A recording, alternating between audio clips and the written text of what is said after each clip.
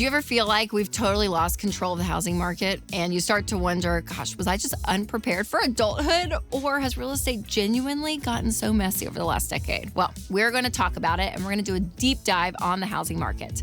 But before we get started, make sure to subscribe to this channel and share this episode with a friend.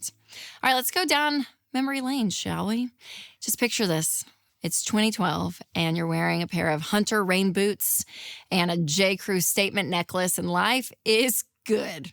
In 2012, the median house price was around $175,000, and the average interest rate for that same year was about 3.6%. Now, as of early 2025, the median house price is around $412,000 with about a 6.8% interest rate. Blah. And in the last decade, there are really 6 main factors that affected the housing market, so we're going to dive in. So the first factor is that the Fed kept rates low in the 2010s to offset the 2008 crash. So after the big mortgage crash of 2008, 2009, they really, said, okay, we need some home buyers in here that are actually can be approved for loans, and we want to get people back in. So rates were in the 2%, 3%, 4% for a really, really long time, which was fantastic. I say a really long time. In my perspective, it was a long time. For others, it felt short. But the idea that, for years, you guys, for almost a decade, rates were like at a great spot and very, very affordable. But now with inflation, other factors that we're going to talk about, the rates have gone up, up, up. Number 2, buyers are at risk for becoming house poor. So by 2012, the housing market began to really recover after the 2008 crash. And banks, again, kind of started easing up, not as much as they did before 2008, but a little bit on who gets approved for a mortgage. So it is harder to get a mortgage than it was back before the 2008 crash.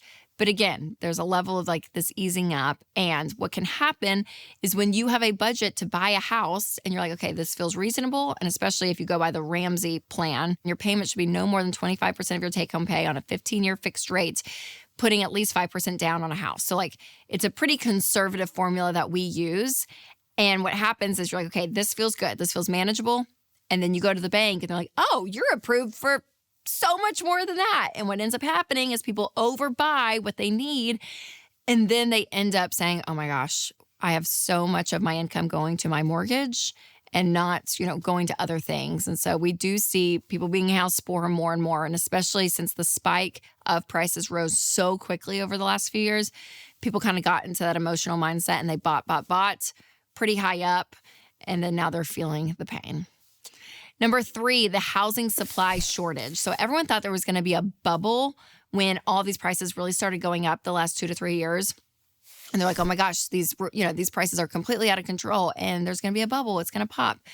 But we kept saying on the Ramsey show and here, there's not a bubble.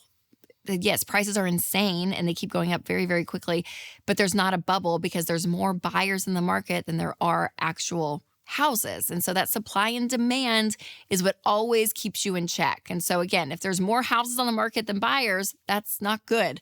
But there are still more people buying houses than actual houses out there.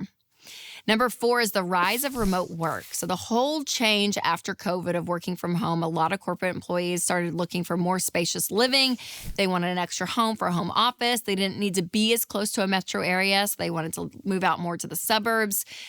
Everything kind of changes in that way, and that means there was a big increase in competition, especially for young families in more metro suburban areas. And so we did see that rise. And that's a lot of the housing pricing rise is that, again, people were looking for more space. Another factor that has become more prevalent over the last few years is the need for affordable quality health care, which is why I love and want to recommend Christian Healthcare Ministries.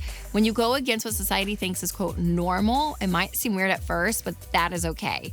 We want you to be weird if that means you're doing things intentionally, including how you spend your healthcare dollars. And one way to be intentional is with Christian Healthcare Ministries.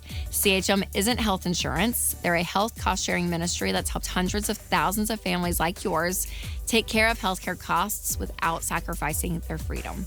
Programs start as low as $98 a month. So find out more and join at chministries.org/budget. That's chministries.org/budget.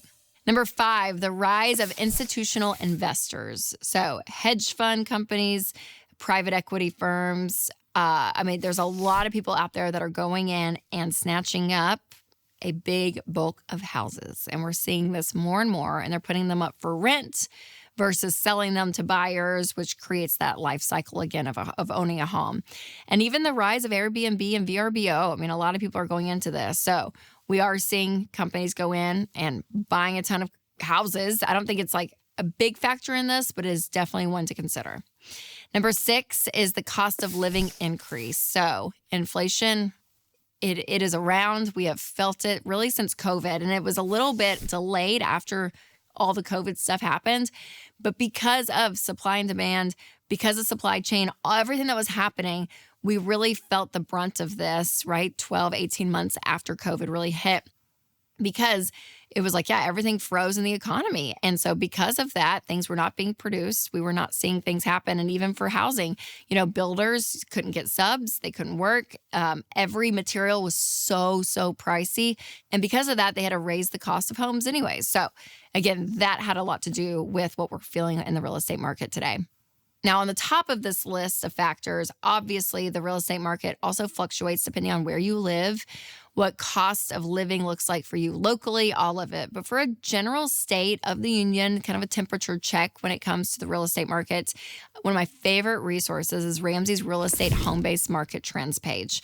So because of this, it gives you this kind of bird's eye view of the market conditions, because again, real estate, it's one of these things that just feels like, oh my gosh, everything's so high. It's so crazy. I don't know. So they update this dashboard consistently, again, for you to kind of get a pulse of what's really going on out there. Ramsey has countless real estate tools that you can access in the Market Trends home base. And so again, check out that website. I'll put a link down below to get more information on it. Make sure to check that out when it comes to real estate.